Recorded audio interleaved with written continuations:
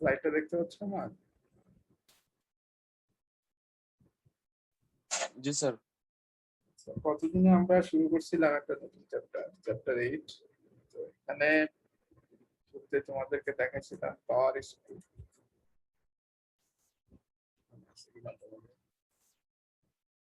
পাওয়ার স্ক্রুর হচ্ছে কিছু থিওরি পড়াইছিলাম, কিছু না, যতগুলো মোটামুটি ছিল সবগুলো দেখাইছিলাম। তো যদি রিপিট করি, পাওয়ার স্ক্রু হচ্ছে মেইনলি যে আমরা যদি টর্ক অ্যাপ্লাই করি এই সাইড দিয়ে, তাহলে এই জিনিসটা কখনো উপরে উঠবে কখনো নিচে নামবে। বিভিন্ন লোড দেখা গেল উপরে থাকবে, ওই লোডটাকে উপর নিচে ওঠানামা করার জন্য মেইনলি এই পাওয়ার স্ক্রুটা ব্যবহার করা হয়। তো উপরে তোলার সময় কত টর্ক অ্যাপ্লাই করতে হবে, আবার নিচে নামার সময় কত টর্ক অ্যাপ্লাই করতে হবে, সেটার এফিসিয়েন্সি কত হবে, সেগুলো আমরা এই ফর্মুলা থেকে পাইছিলাম। এগুলো ছোট্ট ডেরিভেশনের মাধ্যমে আসছিল। তোলার সময় একরকম টর্ক লাগে, নামানোর সময় একরকম টর্ক লাগে, সেটার এফিসিয়েন্সি একরকম হয়।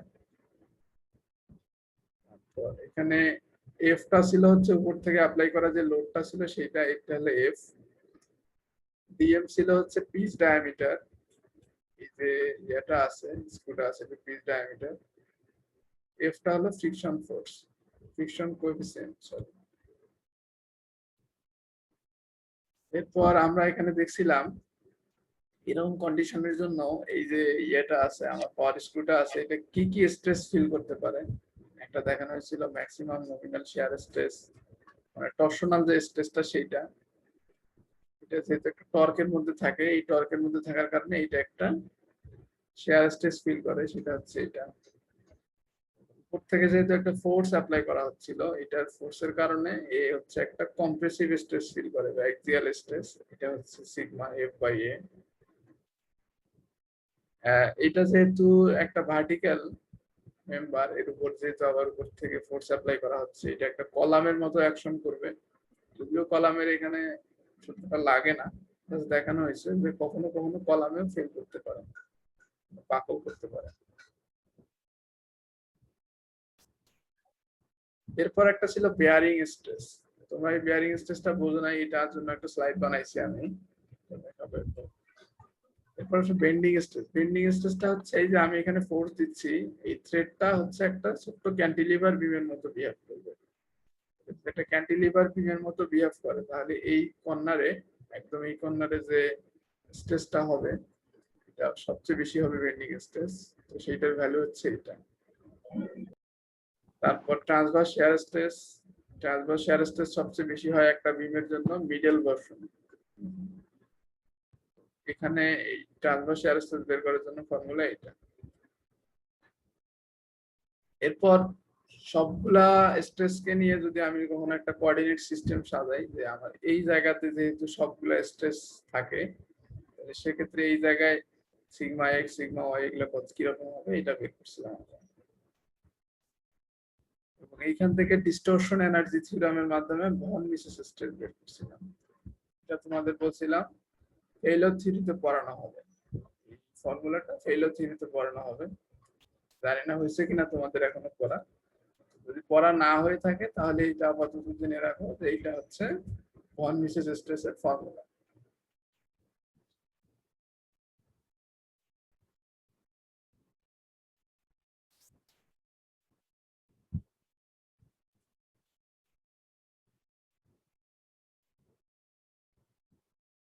তো আমাদের আজকে শুরু হবে এইটা।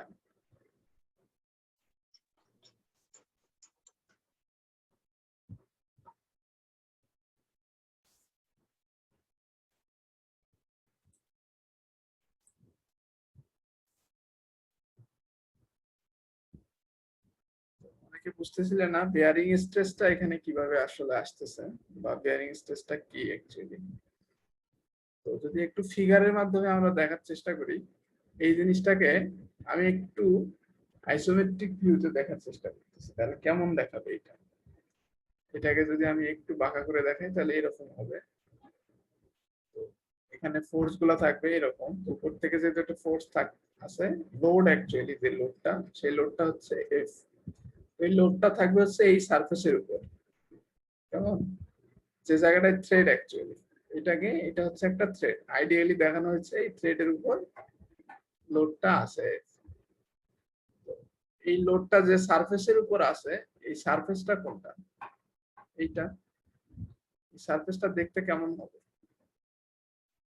এটাকে যদি আমি কেটে লম্বা করে রাখি তাহলে দেখতে এরকম হবে না? এই যে সারফেসের উপর লোডটা ছিল, ওই সারফেসটাকে যদি কেটে আমি লম্বা করে রাখি তাহলে জিনিসটা এরকম হবে।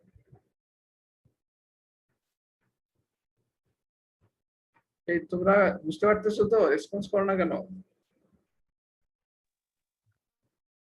জি স্যার। জি স্যার। তো স্যার বুঝতেছি। সারফেসের এরিয়াটা কি হবে? ফোর্সটা যেহেতু এফ, এটা ব্যাপারে তো কোনো সন্দেহ নাই, ফোর্স আর এরিয়া লাগে। এরিয়াটা কি হবে এখানে বের করার জন্য? এটার উইডথটা লাগবে এবং লেন্থটা লাগবে। তো এইটার উইডথটা হলো এইটুকু, এইটুকু যেহেতু p/2, এইটুকু p/2, যেহেতু এটা স্কয়ার থ্রেড, স্কয়ার থ্রেডের কারণে সব দিকে সমান। তাহলে এইটুকু যদি p/2 হয় মানে পিস বাই 2, তাহলে এইটুকু p/2, এটা হলো p/2। এটার লেন্থটা কত হবে? এটার লেন্থটা হবে, এটার পরিসীমার সমান হবে না, এটার পুরোটার পরিসীমা যেটা ছিল সেটা সমান হবে। তো একটা সার্কুলার কোনো কিছু পরিসীমা হচ্ছে টয়েস পাই আর বা পাই ডি বলা হয়। তো এখানে কোন ডায়ামিটারটা নিব? এই পর্যন্ত ডায়ামিটার নিলে হচ্ছে মাইনর ডায়ামিটার, এই পর্যন্ত নিলে, আর এই পর্যন্ত নিলে হচ্ছে মেজর ডায়ামিটার। এভারেজটা যদি আমি নেই, মানে মিডলের, এখানকার মিডল টু এখানকার মিডল যদি নেই, তাহলে পাবো হচ্ছে পিস ডায়ামিটার। তো যেহেতু এটার পরিসীমাটা ভিতরে কম বাইরে বেশি, তো কম বেশি হবে, এই জন্য আমরা এভারেজটা নেওয়া হয় মিডলে। তো মিডলের ডায়ামিটারটা হচ্ছে পিস ডায়ামিটার, এটা হচ্ছে ডিএম, যার কারণে পরিসীমাটা হবে পাই ডিএম। কেমন? তাহলে এইটার এরিয়াটা কি হবে? পাই ডিএম ইন্টু p/2 হবে না?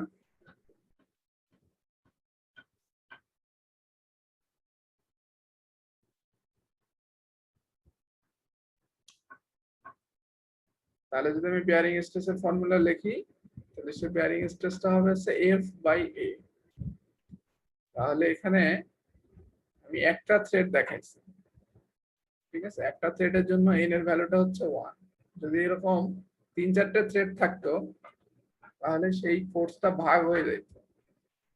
একটা ফোর্সের জন্য F/1, দুইটা ফোর্স হলে এটা হয়ে যেত F/2, যার কারণে ফোর্সটা হচ্ছে F/n। এরিয়াটা হচ্ছে পাই ডিএম ইন্টু p/2, পাই ডিএম p/2। এটা যেহেতু একটা কম্প্রেসিভ লোড, এই জন্য এখানে দেখো মাইনাস সাইন আছে।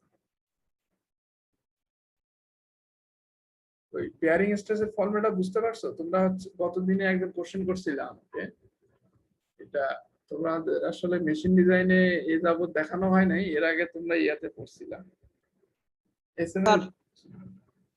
হ্যাঁ বলো। N1 কিভাবে হলো? এখানে দেখো আমাদের এখানে থ্রেড কটা দেখানো হয়েছে? 5টা। না না, 5টা থ্রেড একটা। কই? একটাই থ্রেড, এই ফোর্সটা দেখানো হয়েছে এইভাবে। কিন্তু থ্রেড বলতে অ্যাকচুয়ালি কি বোঝায়? যে এরকম এখানে যেমন স্যার। একটা দেখানো হয়েছে, এই একটা থ্রেডকে দেখানো হয়েছে, এরকম যদি 2-3টা থ্রেড থাকতো তাহলে এই স্যার। ফোর্সটা এখানে যতটুকু থাকতো এর পরেগুলো তো এইভাবে ভাগ হয়ে যাইতো না? জি স্যার বুঝতে পারছি। তো প্র্যাকটিক্যালি একটা সমস্যা হচ্ছে যে এরকম ইংগেজ যে থ্রেড গুলা থাকবে, একটা জায়গায় 2টা 3টা 5টা থাকতে পারে, এই ইংগেজ থ্রেড গুলা বলা হয়েছে can not share the load equally. এই ইংগেজ থ্রেড গুলা ইকুয়ালি লোড গুলা শেয়ার করতে পারে না। এরা কি করে? প্রথম যে থ্রেডটা থাকে এইটা শেয়ার করে হচ্ছে 38% লোড, সেকেন্ড যে এর নিচে যে এটা থ্রেডটা থাকবে ওইটা শেয়ার করবে হচ্ছে 25% লোড, থার্ড যেটা থাকে ওইটা হচ্ছে 18%। তার মানে উপর থেকে যত বেশি নিচে নামবো থ্রেড গুলা লোড বেয়ারিং ক্যাপাসিটি তত কমে যাবে।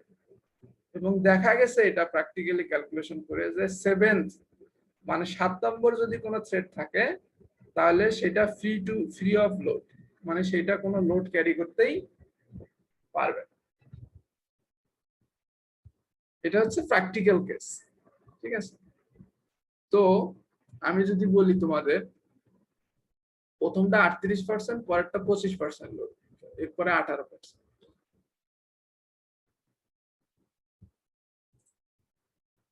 যেমন ধরো এই ফিগারের জন্য এখানে অনেকগুলা থ্রেড আছে, 1 2 3 4, এখানে 4টা থ্রেড ইংগেজড অবস্থায় আছে, ঠিক আছে? এখানে দেখো এই নাটের সাথে থ্রেড আছে টোটাল 4টা। তাহলে প্রথম যে থ্রেডটা এনগেজড অবস্থায় আছে ও হচ্ছে সবচেয়ে বেশি লোড বেয়ার করবে, এবং ওটা কত হবে? 38%। এরপরে যেটা থাকবে সে ক্যারি করবে হচ্ছে 25%, ঠিক আছে? এইভাবে যত নিচে নামতে থাকবা, এই যে উপর থেকে যে লোডটা দিচ্ছে এটা ক্যারি করার ক্ষমতা তত কমে যাবে, এবং এক সময় যদি 7 নম্বর পর্যন্ত যাও ওটা গিয়ে 0 হয়ে যাবে। তো এখানে সবচেয়ে বেশি লোড ক্যারি করবে কে? যেটা সবচেয়ে উপরে থাকবে সেটা না? তাহলে যেটা সবচেয়ে বেশি উপরে থাকবে ওইটা ফেল করার চান্স সবচাইতে বেশি। কেমন? যেটা সবচেয়ে উপরে থাকবে সেটা সবচাইতে বেশি লোড ক্যারি করে, যার কারণে ওইটা ফেল করার চান্স সবচাইতে বেশি। আমার কথা কি বুঝতে পারছো তোমরা?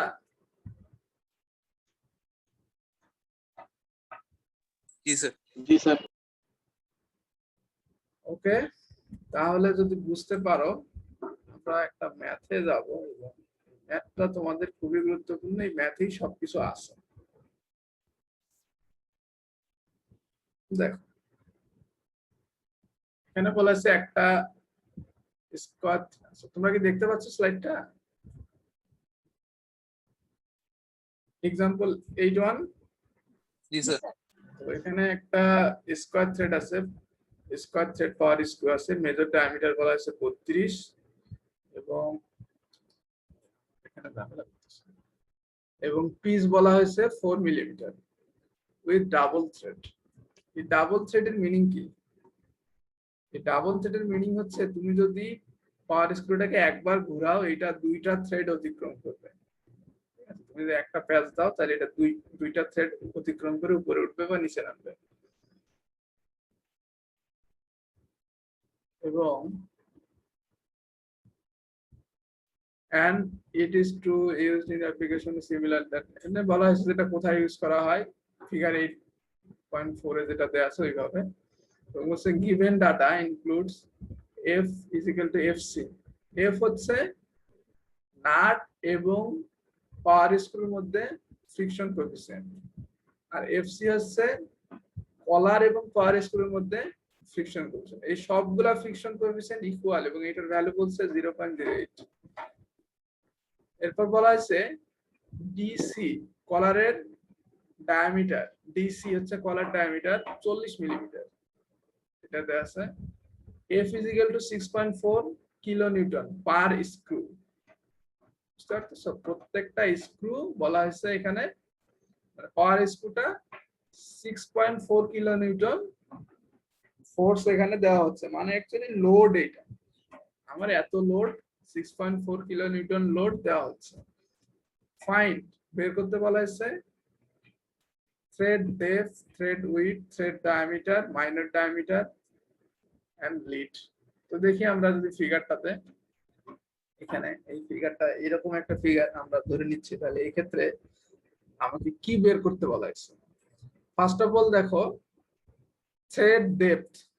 থ্রেড ডেপথ মানে এই যে গ্রুভটা আছে, এখানে যে গর্তটা আছে বা এই থ্রেডটা আছে, এই থ্রেডের গভীরতাটা কত?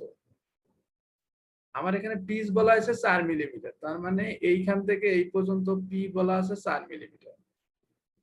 তাহলে থ্রেডের উইডথটা কতটুকু হবে? p/2 হবে না এইটুকু? তাহলে এটা কত হবে? 2 মিলিমিটার। টোটালটা হচ্ছে এখান থেকে এই পর্যন্ত 4, তাহলে এই থ্রেডের আমার পিচ হচ্ছে 4, তাহলে থ্রেডের উইডথটা হবে হলো p/2 মানে 2। যেহেতু এটা স্কোয়ার থ্রেড তাহলে এটার গভীরতাটাও 2 হবে, তার মানে ডেপথ তো 2, উইডথ তো 2, এটাও 2, এইটাও 2। স্যার হ্যাঁ বলো। স্যার এখানে ডাবল থ্রেডের সাথে কোনো সম্পর্ক নাই এই না, পিচের ডাবল সাথে। থ্রেড হচ্ছে, ডাবল থ্রেড বলতে বোঝানো হয়েছে তুমি যদি এটাকে একবার ঘোরাও তাহলে এটা দুইটা থ্রেড অতিক্রম করে উপরে উঠবে। এটা দেখো একটা এখানে পরে একটা কথা লেখা আছে, যেমন লিড বলছে, এখানে লিড কত হবে? লিড হচ্ছে মানে তুমি একবার থ্রেড ঘোরানোর ফলে তুমি কতটুকু লিডিং হলা, মানে লিড মানে কি? কোনো কিছু বেশি বুঝায় না, যে টেস্ট ক্রিকেটে যেমন হচ্ছে রানের বেলায় বলে এত লিডে আছে, এর মানে কি একজনের চাইতে আর একজন এত রানে বেশিতে এখনো আছে। তো ঠিক সিমিলারলি একটা প্যাচ দেওয়ার ফলে এটা কতটুকু উপরে উঠলো এটা বুঝায় লিড। ঠিক আছে, তাহলে পিচ যদি হয় 4 এবং এটা ডাবল থ্রেডেড হয় তাহলে একবার যদি আমি ঘুরাই তাহলে কতটুকু উপরে উঠবে? পিচ ইন্টু 2, তাই না? দেখো এই যে লিডটা হবে হচ্ছে এই যে ডাবল থ্রেডের জন্য 2 এবং পিচ হলো 4, 4 দুগুণে 8, তার মানে আমি যদি একবার ঘুরাই তাহলে 8 মিলিমিটার উপরে উঠবে। আবার যদি উল্টা দিকে ঘুরাই তাহলে এটা 8 মিলিমিটার নিচে নামবে।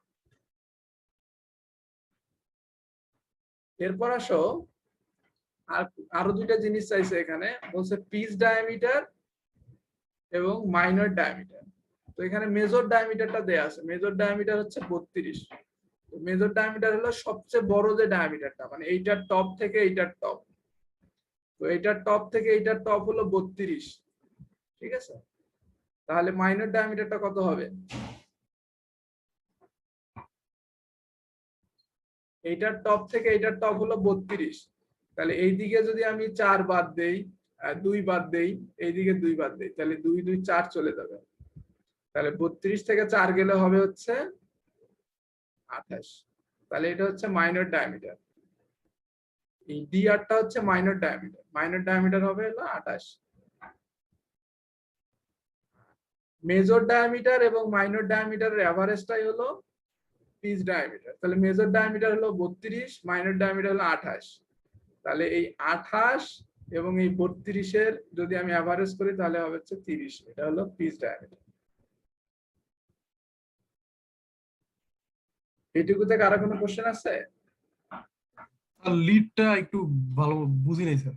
আচ্ছা, তোমাদের যদি একটু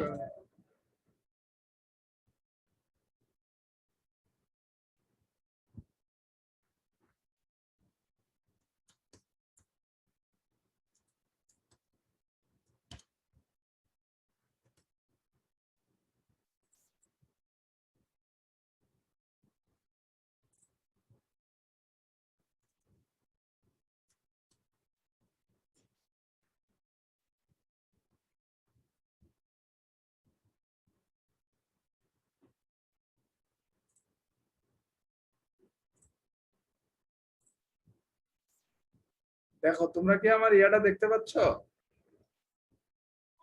জি স্যার।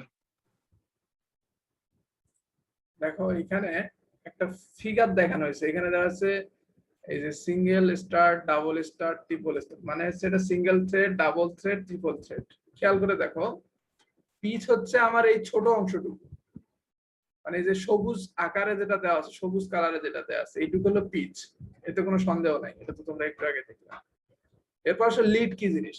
যদি সিঙ্গেল থ্রেডেড হয় তার মানে এটা যদি একবার আমি ঘুরাই তাহলে যতটুকু পিচ আছে ততটুকু অতিক্রম করবে। কেমন? তাহলে পিচ আর লিড একই হবে না?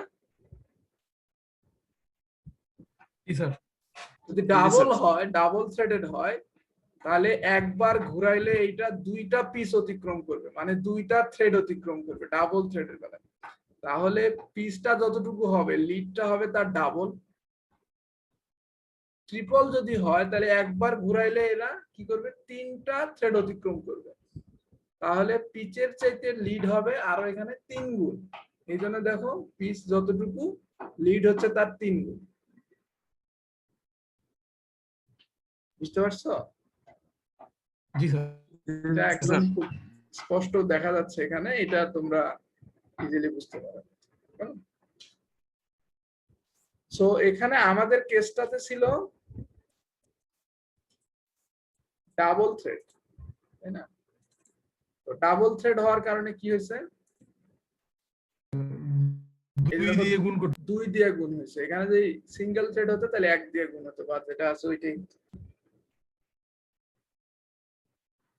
ট্রিপল থ্রেড হলে 3 দিয়ে গুণ হতো। তো এগুলো কিন্তু খেয়াল রাখতে হবে। হয়তো পরীক্ষায় এইরকম ম্যাথই থাকবে, কিন্তু এই কথাগুলা, এই বেসিক কথাবার্তাগুলো এদিক ওদিক হবে।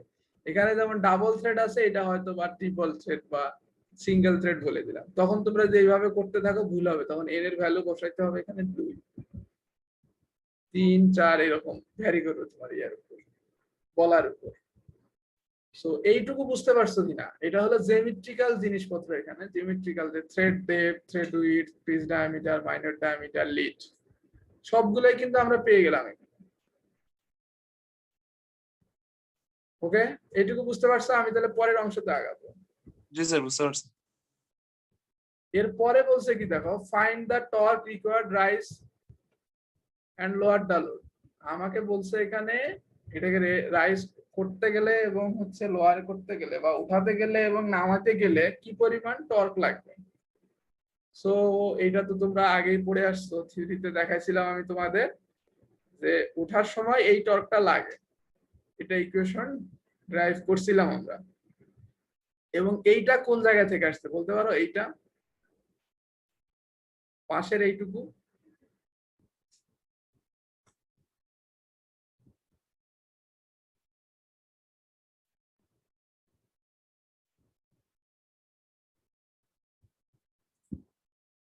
দেখো রাইজ করার জন্য যেটা লাগে সেটা হচ্ছে আমার এই টর্কটা, এবং লোয়ারিং করার জন্য মানে নিচে নামার জন্য লাগে হচ্ছে এই টর্কটা। এরপর যদি উপরে একটা কলার থাকে, এই কলারের কারণে এখানে একটা ফ্রিকশন হয়, কলারের কারণে একটা ফ্রিকশন হয়, যার কারণে এখানে একটা টর্ক আমার অ্যাপ্লাই করতে হয় অ্যাডিশনাল। এই টর্কটা হচ্ছে টিসি, কলারে অ্যাপ্লাইড করা টর্ক। তাহলে এই টর্কটাও যেহেতু আমার লাগবে, যেহেতু কলার ওখানে আছে এবং কলারের এফসিটা বলে দেয়া আছে বা ফ্রিকশন কোএফিসিয়েন্টটা বলে দেয়া আছে, তার মানে আমাকে অ্যাডিশনালি এইটুকু টর্ক আরো অ্যাপ্লাই করতে হবে। যার কারণে দেখো শুধুমাত্র রাইজ করার যে টর্ক সেটা দেয় না, এর সঙ্গে কলারের জন্য অ্যাডিশনালি আরো কতটুকু টর্ক লাগবে সেটাও এখানে যোগ করা আছে। ঠিক আছে, সো যখন এফসিটা থাকবে, এফসি দেয়া থাকবে, তখন অবশ্যই এই অংশটাকে নেগলেক্ট করলে চলবে না। কেমন, বুঝতে পারছো? স্যার, হ্যাঁ বলো। স্যার এখানে যদি আমরা মানে রাইজিং এর পরিবর্তে যদি নিচে নামানো দরকার হতো, তাহলে কি কলারের জন্য যে হ্যাঁ, টর্কটা ওটা কি মাইনাস করতাম? না না না, ওইটা থাকবে, ওটা সবসময় প্লাস। কলারের টর্কটা সবসময় প্লাস, ওটা আসতেছে পরের স্লাইডে গেলেই। জি স্যার। এরপর দেখো এটারই পরের অংশটা, যেটা লোয়ার করার জন্য বা নিচে নামানোর জন্য যে টর্ক লাগছে সেটা হলো এইটা। এটা কোন কোন জায়গা থেকে পাবো? ওই যে ইকুয়েশন থেকে, ইকুয়েশন 8.2 থেকে পাবো। এবং দেখো এখানেও কিন্তু কলারটা যোগই করা হয়েছে, কারণ তুমি উপরে তোলো আর নিচে নামাও, কলারের ফ্রিকশনটা অল টাইম ওই রকমই থাকবে। ঠিক আছে, এটা উপরে নামানো ওঠানোর উপর ডিপেন্ড করে না, এই অংশটা উপরে নামানো ওঠানোর উপর ডিপেন্ড করে, কিন্তু কলারের ফ্রিকশন ফোর্সটা এটা উপরে নামানোর উপর ডিপেন্ড করে। এটা অল টাইম পজিটিভ। তো দেখো নিচে নামানোর জন্য টর্ক তো অবশ্যই নেগেটিভ লাগে, এই যে দেখো ভ্যালুটা নেগেটিভ আসছে। কিন্তু কলারের যে টর্ক, একটা কলারের জন্য যে ফ্রিকশন ফোর্সের জন্য একটা টর্ক লাগে, এটা কিন্তু পজিটিভ। আলটিমেটলি আমাকে একটা পজিটিভ টর্ক এখানে অ্যাপ্লাই করতে হবে এটা নিচে নামাতে গেলে। ঠিক আছে, স্যার ফ্রিকশনের এটা ডিরেকশনের কারণে পজিটিভ নেগেটিভ হতে পারবে না? না, এটা যদি একটু তোমাদের থিওরিটা আরেকটু দেখাই। দেখো এখানে এই যে কলারের যে টর্কটা ছিল, এই এফসি হচ্ছে ফ্রিকশন কোএফিসিয়েন্ট কলার আর এটার মাঝখানে। তুমি চিন্তা করো, তুমি এটাকে ডানে ঘুরাও আর বামে ঘুরাও, উপর থেকে যে লোডটা ওইটা কোন ডিরেকশনে? ভার্টিক্যাল ডিরেকশনে। তাহলে ফ্রিকশন ফোর্সটা হবে এইটার সাথে পারপেন্ডিকুলার, মানে এই তলের উপর থাকবে। তাহলে এই তলের উপর যেটা থাকবে, ধরো তুমি ডান দিকে ঘোরাচ্ছ, তাহলে ফ্রিকশন ফোর্সটা থাকবে বাম দিকে। যদি তুমি বাম দিকে ঘোরাও তাহলে ফ্রিকশন ফোর্সটা থাকবে ডান দিকে। আলটিমেটলি এই ফ্রিকশন ফোর্সটা তোমার এগেইনস্টে থাকবে না? জি স্যার। তুমি যেই দিকে ঘুরাবা ফ্রিকশন ফোর্সটা থাকবে তোমার এগেইনস্টে। ঠিক আছে, তো এই জন্য দেখবা কোনো কিছুকে যদি আমরা একটা মেঝের উপর দিয়ে উপরে তুলি সেক্ষেত্রে ফ্রিকশন ফোর্সটা নিচের দিকে থাকে, আবার যদি নিচে নামাই তাহলে ফ্রিকশন ফোর্সটা উপরের দিকে থাকে। সো এই ফ্রিকশন ফোর্স কিন্তু আলটিমেটলি তোমার এগেইনস্টে থাকতেছে। তুমি যে পাশেই যাও এই ফ্রিকশন ফোর্সটা তোমার এগেইনস্টে থাকবে। কেমন, এটা কখনো তোমাকে হেল্প করবে না। নেগেটিভ হওয়ার মানে কি, তোমার অ্যাপ্লাইড টর্ক কমে যাচ্ছে, তাই না? কিন্তু এটা কি কখনো হেল্প করবে? ফ্রিকশন কখনোই হেল্প করবে না, তোমাকে ফ্রিকশন সবসময় বাধা দিবে, এটা মাথায় রাখবে। এই জন্য ফ্রিকশনের যে অংশটা এটা অল টাইম পজিটিভ আসে, এখানে পজিটিভ আসছে, এখানে পজিটিভ আসছে। ওকে, এরপর বলছে কি দেখো, উপরে তোলা এবং নামানোর সময় আমাদের টর্ক যেটা ওটা বের করা হয়ে গেল। এরপর বলছে find the efficiency during lifting the load. আমার এই লোডটাকে উপরে তোলার সময় এফিসিয়েন্সি কত? এফিসিয়েন্সি ফর্মুলা কোনটা ছিল? এফিসিয়েন্সি ইজ দেয়ারফর ছিল এই যে এই ফর্মুলাটা। কেমন, এই এফিসিয়েন্সি কি ছিল? যখন ফ্রিকশন একদমই থাকে না তখন একটা টর্ক লাগে এবং ফ্রিকশন থাকার কারণে একটা টর্ক লাগে, এই দুইটার রেশিওটাই হচ্ছে এফিসিয়েন্সি। কেমন, তো এটা আমি গতদিনে বুঝাইছিলাম। এই ফর্মুলায় যদি তুমি ডিরেক্ট বসায় দাও এফ এল 2 পাই টি আর, যেগুলো সবই তুমি জানো, এগুলো সব যদি এখানে বসায় দাও তাহলে এফিসিয়েন্সিটা পেয়ে যাবে। এই দেখো ওভারঅল এফিসিয়েন্সি হবে ই এফ এল 2 পাই টি আর। এই টি আর কই পাবো? একটু আগে বের করছি টি আর, রাইজ করার জন্য কি পরিমাণ টর্ক লাগে এটা বের করছে। এটা হলে এফিসিয়েন্সি পাইছে 0.311 বা 31%। স্যার হ্যাঁ বলো, কোশ্চেন ছিল, বলো। তাহলে এখানে স্যার আমরা টিএল বাইর করছি, হ্যাঁ একটা তো স্যার মানে লোয়ারিং করার জন্য যে টর্কের ফর্মুলা, আর একটা হচ্ছে ইয়ার জন্য হ্যাঁ হ্যাঁ অ্যান্সার। লোয়ারিং করার জন্য যে ফর্মুলা এখানে তো স্যার নেগেটিভ আসছে, আর আমরা যদি সেলফ লকিং মানে স্যার বলতে চাই তাহলে কি আমরা এই নেগেটিভটা দেখে বলবো না? দেখো এখানে এখানে খেয়াল করে দেখো, হ্যাঁ এটা ভালো কোশ্চেন করছো। যদি আমার কলারটা না থাকলো তাহলে এটা কি আসতো? নেগেটিভ আসতো না? তার মানে কি দাঁড়াচ্ছে, আমি টর্ক অ্যাপ্লাই করার আগেই সে নিচে নামতেছে, এর মানে দাঁড়াচ্ছে এইটা। নেগেটিভ আসার মানে কি? জিরো আসার মানে কোনো কিছু অ্যাপ্লাই করতে হবে না, নেগেটিভ আসার মানে হচ্ছে সে অটোমেটিক নিচে নামতেছে। এই কলারটা থাকার কারণে, কলারের ফ্রিকশনটা থাকার কারণেই শুধুমাত্র সে আটকে আছে। ঠিক আছে, তাহলে এখানে কলারের কারণে কিন্তু সে সেলফ লকিং অবস্থায় আছে। যদি এখানে কলার না থাকতো তাহলে যদি তোমাকে এটা সেলফ লকিং এর কথা বলা হতো তখন তুমি ওইটা হিসাব করতে পারতে। বুঝতে পারছো? জি স্যার। আর যদি স্যার বলা হয় তাহলে দুইটাই ওভারঅল চিন্তা করতে হবে। হ্যাঁ, যদি কলার থাকে তাহলে ওভারঅল চিন্তা করো, কলার থাকার পর ওভারঅল চিন্তা করে দেখতেছে আমার টর্ক লাগতেছে পজিটিভ, তার মানে এটা অটোমেটিক সেলফ লকিং অবস্থায় আছে। কলার যদি না থাকতো তখন কিন্তু সেলফ লকিং এর হিসাবটা তোমাকে আবার করা লাগতো যদি কোশ্চেনে চাইতো। যদি কলার আছে, ওই কলারটা আবার নতুন একটা ফ্রিকশন দিচ্ছে, ও আটকায় ধরে আছে। যাই হোক, ভালো কোশ্চেন করছিল একটা। এবার ইফিসিয়েন্সির কথা যেটা বললাম, ইফিসিয়েন্সি কি জিনিস? যেটা হচ্ছে যখন কোনো ফ্রিকশন ফোর্স থাকবে না সেই অবস্থায় যে টর্কটা পাই সেটা উপরে, এবং ফ্রিকশন ফোর্স থাকার কারণে যে টর্কটা পাই সেটা হলো নিচে। এই দুটো রেশিও করে আমি দেখলাম 0.311, মানে আমার 31% টর্ক কাজে লাগতেছে, বাকিটা কাজে লাগতেছে না। বাকিটা কোথায় চলে যাচ্ছে? ফ্রিকশনে চলে যাচ্ছে না? তুমি যদি ফ্রিকশন কোএফিসিয়েন্ট ওই স্মল এফ এর ভ্যালুটা কমায় দাও, এটা যদি কমায় দাও দেখবা যে অ্যাপ্লাইড টর্কের ভ্যালুটা অনেক অনেক কম লাগতেছে, তো যার কারণে তোমার এফিসিয়েন্সি তখন বেড়ে যাবে। ঠিক আছে, তুমি যদি খেয়াল করে দেখো আমি ফ্রিকশন কোএফিসিয়েন্টের ভ্যালু এখানে বলছিলাম 0.08, এটা যদি 0.08 না হয়ে 0.07 হইতো তাহলে এফিসিয়েন্সি বেড়ে যেত। কেমন, তো এফিসিয়েন্সির কাজটাই হচ্ছে এটা আমার দেখা যে অ্যাকচুয়ালি আইডিয়াল অবস্থার চাইতে এখন বর্তমানে আমার কতটুকু বা কত পার্সেন্ট এফিসিয়েন্ট হচ্ছে সেটা। এরপরে বলছে এফিসিয়েন্সি বের হয়ে গেল, এরপর বলছে find the body stress, torsional and compressive. তো এখানে টরশনাল কম্প্রেসিভ স্ট্রেস যেগুলো আছে এগুলো বের করতে বলেছে। দেখো খেয়াল করে, বডি স্ট্রেসটাকে যদি আমি এখানে বডি শেয়ার স্ট্রেসটাকে যে টাউ দিয়ে ডিনোট করি, টাউ ইজ ইকুয়াল টু হবে এইটা। এটা কই পাইলাম আমি স্যার? কোথায় পাইছি? এই যে তোমাদেরকে গতদিনে দেখানো হয়েছিল টরশনাল স্ট্রেস। Torsional stress.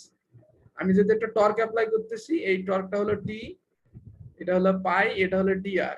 ডিআরটা কি জিনিস? এভারেজ স্যার মিনিমাম ডায়ামিটারটা না? হ্যাঁ, এটা হচ্ছে মিনিমাম ডায়ামিটার। কেন মিনিমাম নিলাম? এটা তো এভারেজ নিতে পারতাম। দেখো, এইটা যদি এভারেজ নেই আমি, এটা সবচেয়ে যেটা কম নিব, এটার জন্য টাউটা বেশি হবে না? তার মানে অ্যাকচুয়ালি আমরা নিচ্ছি কিন্তু এই জায়গায়, এই কর্নারটাতে, তাই না? কারণ এখানে সবচাইতে বেশি যেহেতু, তো এই ডায়ামিটারটা কোন ডায়ামিটার? মিনিমাম ডায়ামিটারটা না, যেহেতু এই জায়গাটায় নিচ্ছি, এই জন্য ডিআর নেওয়া হয়েছে। ডিআর মানে হচ্ছে মাইনর ডায়ামিটার, বা এটাকে অনেক সময় এই আরটা অ্যাকচুয়ালি হচ্ছে রুট থেকে, ঠিক আছে? রুট মানে হচ্ছে এইটা, বা এটাকে অনেক সময় মাইনর ডায়ামিটার বা মিনিমাম ডায়ামিটারও বলা হয়, ঠিক আছে? এই জন্য এই ফর্মুলায় ডিরেক্ট তুমি বসায় দাও, সব তুমি জানো, কেমন? এই ফর্মুলায় খালি বসাই দিবা, এখান থেকে সবই জানো তুমি, বসাই দিবা, এই যে পেয়ে যাবা টরশনাল স্ট্রেস। এরপর বলা হয়েছিল অ্যাক্সিয়াল স্ট্রেস, কম্প্রেসিভ নাকি টেনজাইল। তো অ্যাক্সিয়াল যেহেতু,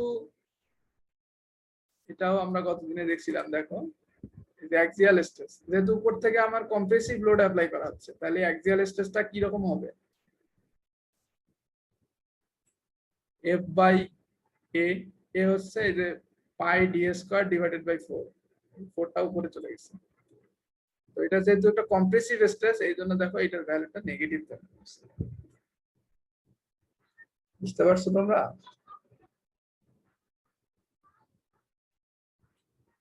এই পেজে কারো কোনো কোশ্চেন থাকলে আমাকে অনায়াসে বলতে পারো, কোনো ধরনের হেজিটেশন নাই।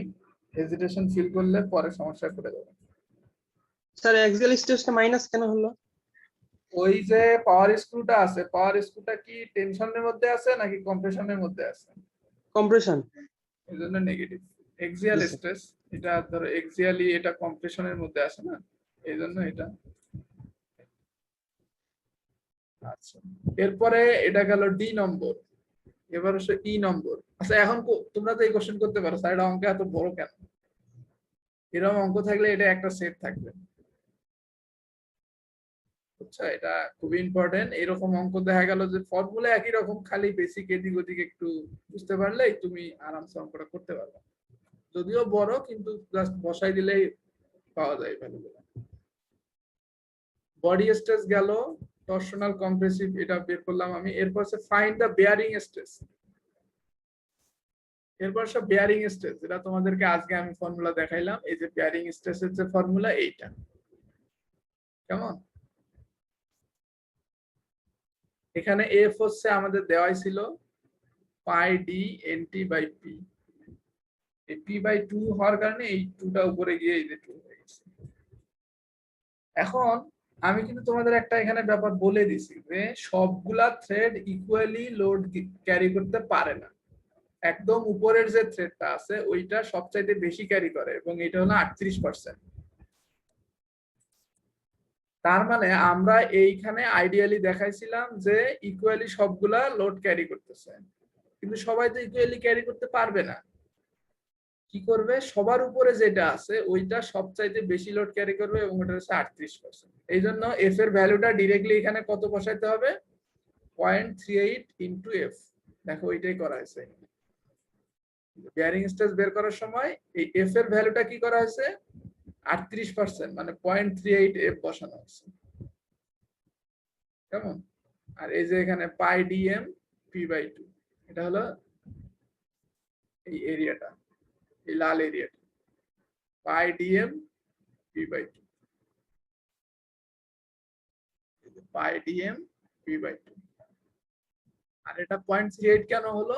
ওই যে আমরা বললাম থিওরিটিক্যালি এটা দেখানো, কি বলে, প্র্যাকটিক্যালি এটা দেখা হয়েছে এক্সপেরিমেন্ট করে, যে সবার উপরে যে থ্রেডটা থাকে ওইটা 38% লোড ক্যারি করে। যার কারণে সবার উপরের যে থ্রেডটা থাকবে ওইটার বেয়ারিং স্ট্রেস সবচেয়ে বেশি থাকবে, এবং সেটার ভ্যালু নেগেটিভ, কারণ এটা কম্প্রেসিভ লোড। খেয়াল করে দেখো, এটা হচ্ছে একটা কম্প্রেসিভ লোড। যার কারণে বেয়ারিং স্ট্রেস যেটা আছে এটাও নেগেটিভ। বুঝতে পারছো? স্যার এখানে n equal to 1 ধরা হয়েছে।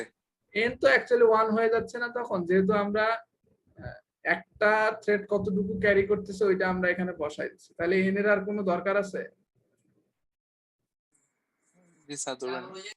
তো একটা থ্রেডই তো ক্যারি করতেছে, একটা থ্রেডে 38% ক্যারি করতেছে, এই জন্য এন এর ভ্যালুটা এখানে 1 লেখা হচ্ছে এবং এফটা এখানে 38% করে দেওয়া হচ্ছে টোটালের। তুমি চাইলে এখানে 1টা ইগনোর করে দিতে পারো, যেহেতু আমরা এখানে একটা থ্রেডেরই বসাইছি, তখন আর এখানে এন 1 দেওয়ার প্রয়োজন নাই, দিতেও পারো নাও দিতে পারো।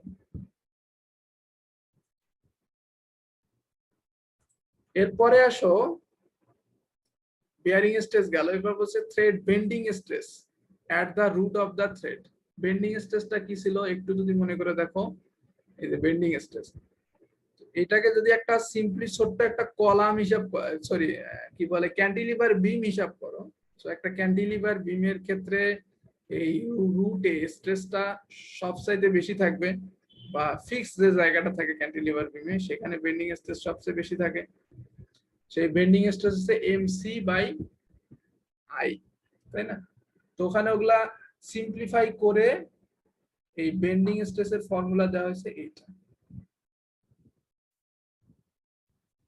তো এখানে দেখো খেয়াল করে, এখানে ওই সিমিলারলি একটা থ্রেড কতটুকু বেয়ার করবে সেটা হচ্ছে এফ বাই এন, যেহেতু একটা থ্রেড 38% বহন করে, যার কারণে দেখো এখানে এটা ডিরেক্টলি 38% বসানো হয়েছে ওই আগের মতো, এখানে এন এর ভ্যালু 1 বসানো হয়েছে। তো এইটা কি পজিটিভ হবে নাকি নেগেটিভ হবে? বেন্ডিং স্ট্রেসটা উপরে পজিটিভ হবে নাকি নেগেটিভ হবে বলো? আমি যদি উপর থেকে এইভাবে একটা লোড অ্যাপ্লাই করি তাহলে এই জায়গায় পজিটিভ হবে নাকি নেগেটিভ হবে? স্যার পজিটিভ হবে, টেনশন দিবে। Positive হবে, স্যার। উপরে টেনশন থাকবে, উপরে সারফেসে টেনশন, নিচের সারফেসে কম্প্রেশন। যদি আমি এই কোশ্চেনটাই খালি এভাবে করতাম, এখানে লেখা আছে যে thread bending stress at the root of the thread, হ্যাঁ, যদি এই জায়গার কথা আমি না বলে যদি বলতাম lower portion of the root, তাহলে কি হতো? এটা নেগেটিভ হতো। নেগেটিভ হবে। নেগেটিভ হয়ে যাবে। তো এখানে যেহেতু এই জায়গার হিসাব করতেছি আমি, এই জায়গাটা এটা পজিটিভ, তো আমার এখানে বের হয়ে গেছে এটা পজিটিভ 41.5 মেগাপাস্কেল। কেমন? তো আমি সবগুলা স্ট্রেস পেয়ে গেছি, এরপর আমাকে জি নম্বরে কি বলছে, determine von Mises stress at the root of the thread. Von Mises স্ট্রেসের ফর্মুলা আমরা কতদিন দেখছিলাম, এই যে এটা ডিস্টরশন এনার্জি থিওরি থেকে ভন মিসেস স্ট্রেস পাই, এই যে বড় একটা দেখো ফর্মুলা লেখা আছে এইটা দিয়ে। এখন বলতে পারো স্যার এই সিগমা এক্স সিগমা ওয়াই এগুলো আবার কই থেকে আসে? তো যদি আমি এইরকম একটা পয়েন্টের ক্ষেত্রে এই যে বলা হয়েছে from the coordinate system at the top root of the end, top of the, এই যে টপ রুটটা আছে এই জায়গার ক্ষেত্রে যদি আমি হিসাব করি, তাহলে সেক্ষেত্রে সিগমা এক্সটা কি বলতো? সিগমা এক্স হচ্ছে এই ডিরেকশনে, এই ডিরেকশনে যেটা ছিল এটা হচ্ছে বেন্ডিং স্ট্রেস। সিগমা ওয়াই মানে হচ্ছে এই ডিরেকশনটা, এই ডিরেকশনে ছিল অ্যাক্সিয়াল স্ট্রেসটা, অ্যাক্সিয়াল স্ট্রেসটা কম্প্রেসিভ স্ট্রেস যেটা ছিল ওইটা সিগমা ওয়াই। এরপর হচ্ছে সিগমা জেড, জেড বলে তো এখানে জেড অ্যাক্সিস যেটা আছে এই এক্স এবং ওয়াই এর পারপেন্ডিকুলার, যেটা আমরা দেখতে পাচ্ছি না এখানে, তো সেই অ্যাক্সিস বরাবর অ্যাকচুয়ালি কোনো স্ট্রেস নাই, এটা জিরো। এরপর আসো এখানে যেহেতু একটা টর্শন অ্যাপ্লাই করা হচ্ছে, টর্শন অ্যাপ্লাই করার জন্য স্যার বলো বলো স্যার এটা যেহেতু 3D তাহলে স্যার এখানে মানে এক্স ডিরেকশন বরাবর যে স্ট্রেসটা আসবে জেড ডিরেকশন বরাবর একই স্ট্রেস আসার কথা না? এক্স বরাবর যেটা আসবে জেড বরাবর ওইটা আসবে কিনা? না, এক্স কারণ অ্যাক্সিসটা স্যার হলো, এই যে মানে এক্স অ্যাক্সিসটা দেখো কি? স্ট্রেটটা তো স্যার 3D না সব।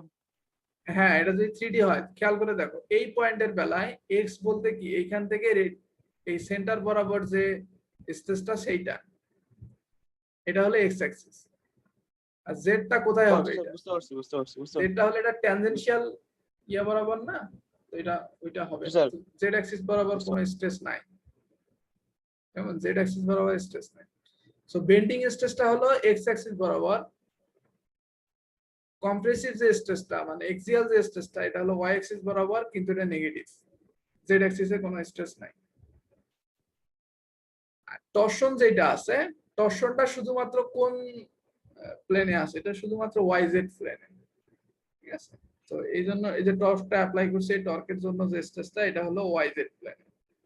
তো এগুলা তুমি যদি কখনো ভুলে যাও, এটা ডিরেক্ট বইয়ে আছে এই ফর্মুলা, কোন স্ট্রেসটা কোন ডিরেকশনে, এটা ডিরেক্ট এই ফর্মুলা বইয়ে আছে। সো এইটা মনে রাখবা, এক্স অ্যাক্সিস বরাবর হচ্ছে বেন্ডিং স্ট্রেসটা, ওয়াই অ্যাক্সিস বরাবর হচ্ছে এক্সিয়াল স্ট্রেসটা, আর টাউ ওয়াই জেড শেয়ার স্ট্রেসটা হলো ওয়াই জেড ডিরেকশনে এই টর্কের জন্য। তো এই সবগুলা যদি তুমি বসায় দাও, তাহলে এখান থেকে ভন মিসেস স্ট্রেসটা পেয়ে যাবে। এটা এখানে ক্যালকুলেট করা আছে। স্যার টপ রুটটা তো টেনশনে আছে, তাহলে সিগমা এটা নেগেটিভ হলো কেন? সিগমা ওয়াই কেন নেগেটিভ হলো? না না না, টপ রুটটা টেনশনে আছে। কিসের জন্য টেনশনে আছে? এক্স অ্যাক্সিসে টেনশনে আছে, বাট ওয়াই অ্যাক্সিসে কি টেনশনে আছে? খেয়াল করে দেখো, ওয়াই অ্যাক্সিসের লোডটা ওইটা কম্প্রেশন দিচ্ছে, বাট এক্স অ্যাক্সিসের লোডটা তো টেনশন, আর ওয়াই অ্যাক্সিসের স্ট্রেসটা কম্প্রেশন। কারণ এই ফোর্সটা দেখো উপর থেকে অ্যাপ্লাই করা হচ্ছে, তাহলে ওটার জন্য ওয়াই অ্যাক্সিসের যে স্ট্রেসটা ওটা কম্প্রেশন হবে, বাট এক্স অ্যাক্সিসেরটা টেনশন হবে। জি স্যার। তো এক্স অ্যাক্সিসের যেটা ওটা পজিটিভ, ওয়াই অ্যাক্সিসেরটা নেগেটিভ। তুমি এইভাবে এক্স ওয়াই জেড এর যে স্ট্রেস গুলা এগুলো বের করবে, ওগুলা বসাই দিলে এই যে ভন মিসেস স্ট্রেসটা আমি পেয়ে গেলাম 48.7 মেগাপাস্কেল। তোমরা কোশ্চেন করতে পারো স্যার এই ভন মিসেস স্ট্রেসটা আসলে দরকার। আমরা যখন একটা ম্যাটেরিয়ালকে অনেকগুলো স্ট্রেস একসাথে নিয়ে হিসাব করি, তখন আমরা এই ডিস্টরশন এনার্জি থিওরি বা ভন মিসেস স্ট্রেসটা হিসাব করি। এটা ফেইলার থিওরিতে তোমাদের আছে, ঠিক আছে। তো ওইটা ওখানে স্যার পড়াবে হয়তো পরে, এটা আমরা এই ফর্মুলা দিয়ে ডিরেক্ট বের করব। এরপর আসি ভন মিসেস স্ট্রেস গেল, এরপর হচ্ছে determine the maximum shear stress at the root of the thread. এরপর আছে maximum shear stress. Maximum shear stress কোন ফর্মুলা দিয়ে ইউজ করি আমরা, কোন ফর্মুলা দিয়ে বের করি? Principal stress, maximum shear stress কি দিয়ে বের করি মনে আছে? টাউ ম্যাক্স, হ্যাঁ টাউ ম্যাক্স, মানে কোন Mohr জায়গা থেকে circle sigma 1 minus sigma. Mohr circle থেকে বের করি। কেমন? এটা মোর সার্কেল থেকে বের করতে হবে, তাই না? তাহলে তোমরা যে মোর সার্কেল শিখছিলা ওইটা ছিল 2 ডাইমেনশনাল, কিন্তু এখানে এটা 3 ডাইমেনশনাল।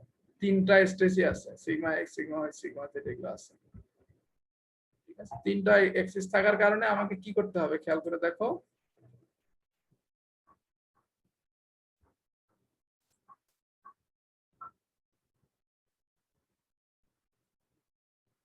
দেখো, তো প্রিন্সিপাল স্ট্রেস গুলো যদি আমরা আগে বের করতে পারি, সিগমা 1, সিগমা 2, সিগমা 3, তাহলে আমরা ম্যাক্সিমাম শেয়ার স্ট্রেস বের করতে পারবো। তাহলে সিগমা 1, সিগমা 2, সিগমা 3 কোন ফর্মুলা থেকে বের করি আমরা?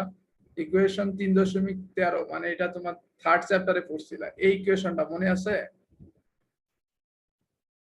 মোট সার্কেলের এই ইকুয়েশনটা মনে আছে? জি স্যার। তোমরা তো মনে হয় সিটিও দিছিলা একটা এখান থেকে, এটা তোমরা এসএমএ পড়ছো তাই না?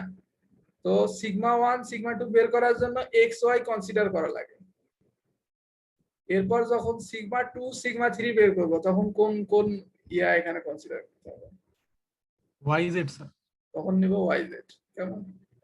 তাহলে সিগমা 1, সিগমা 2 পাবো হচ্ছে সিগমা এক্স, সিগমা ওয়াই কে কনসিডার করে। আবার যখন আমি সিগমা 2, সিগমা 3 বের করব, তখন আমি নেব এখানে ওয়াই জেড। তাহলে এইভাবে সিগমা 1, সিগমা 2, সিগমা 3 পেয়ে গেলাম। এরপর ম্যাক্সিমাম শেয়ার স্ট্রেস বের করার ফর্মুলা হচ্ছে এই প্রিন্সিপাল স্ট্রেস গুলার ভিতর যাদের ফারাক সবচাইতে বেশি সেখানে ম্যাক্সিমাম শেয়ার স্ট্রেস। ফারাক বলতে বোঝাচ্ছি আমি যাদের গ্যাপ যত বেশি। আমি যদি 1 এবং 2 নেই, পার্থক্য কত হবে? 41 থেকে 2 বাদ দিলে ধরো এটা অনেক 39 এর মতো হবে। আমি যদি 41 এবং -13 নেই, এই দুটার গ্যাপ সবচেয়ে বেশি না? জি স্যার। তো এখানে এই 1 এবং 3 যদি আমি বিয়োগ করে দেই তাহলে ম্যাক্সিমাম শেয়ার স্ট্রেসটা পাবো। যখন 2 ডাইমেনশনাল ছিল তখন শুধুমাত্র 1 এবং 2 ছিল, সিম্পলি একটা থেকে আরেকটা বিয়োগ করে 2 দিয়ে ভাগ দিলেই হয়ে যেত, কেমন? কিন্তু যেহেতু এটা 3 ডাইমেনশনাল, এখানে 3টা প্রিন্সিপাল স্ট্রেস আছে, তখন দেখতে হবে কাদের মধ্যে গ্যাপ সবচাইতে বেশি। 41 এবং -13 এর মধ্যে গ্যাপ সবচাইতে বেশি, এই জন্য ম্যাক্সিমাম শেয়ার স্ট্রেস হচ্ছে 41.5। এই যে মাইনাস করার কারণে এটা মাইনাস মাইনাসে প্লাস হয়ে গেছে, ডিভাইডেড বাই 27.3 মেগাপাস্কেল। আশা করি বুঝতে পারছো তোমরা এই হিসাবটা।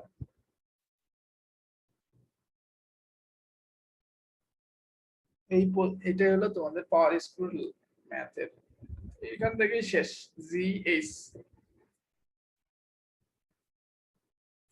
জিএইচ মানে টোটাল 8টা এখানে অংশ আছে এই ম্যাথের। 1 2 তো এটা যদি তোমরা ভালো মতো করতে পারো প্র্যাকটিস, আশা করা যায় যদি বুঝে বুঝে করো ফাইনাল এক্সামে আশা করা যায় কোনো আটকাবে না। আমি যখন মেশিন ডিজাইন 1 পরীক্ষা দিতে যাই, গিয়ে দেখি এরকম একটা পাওয়ার স্কুল ম্যাথ তুলে দিছে, বুঝছো? তো আমার তো ফর্মুলা সব মানে বইয়ে সিরিয়ালি আছে, দেখো এইভাবে এই সিরিয়ালি ফর্মুলা গুলো বইয়ে আছে। আমি খালি কোশ্চেন পড়ে ধামাধাম ইকুয়েশনে বসাই দিলাম, সব বের হয়ে গেল অ্যানসার। এটা এক সেটের একটা ম্যাথ ছিল মনে হয় 35 মার্ক। হ্যাঁ, একদম 15-20 মিনিটের মধ্যে 35 মার্ক পেয়ে গেল। তোমরাও যদি এটা একটু ভালো মতো প্রিপারেশন নাও, এখান থেকে অ্যান্সার করা খুবই ইজি মেশিন ডিজাইনের অন্য টপিক গুলোর তুলনায়। আসলে এখন যেগুলো পড়ানো হবে এগুলো একটু ইজি, খালি ইকুয়েশনে মোটামুটি বুঝে বসাই দিলেই অ্যান্সার বের করা যায়। তো খেয়াল রাখতে হবে আমার সাইজে কি আর দেয়া আছে কি। অনেক সময় যে এইরকমই দেয়া থাকবে তা না, এখানে যেমন মেজর ডায়ামিটার দেয়া আছে, আমি যদি এখানে মাইনর ডায়ামিটার দিতাম তাহলে মাইনর ডায়ামিটার থেকে মেজর ডায়ামিটার বের করা লাগতো, কেমন? এখানে যেমন কলারের ফ্রিকশন দেয়া আছে, আমি যদি কলারের ফ্রিকশন না দিতাম তখন কলারের ফ্রিকশনটা বাদ দেওয়া লাগতো। তো এই জিনিসগুলা টুকটাক মাথায় রাখতে হবে, কি দেয়া আছে আর কি চাইছে আমার। বুঝতে পারছো? জি স্যার। ওকে, আশা করা যায় এটা ভালো মতো তোমরা করতে পারবে। আমি রেকর্ডিংটা দিয়ে দেবো, নেক্সট ক্লাসে তোমাদের সাথে অন্য কিছু নিয়ে দেখা হবে, কেমন?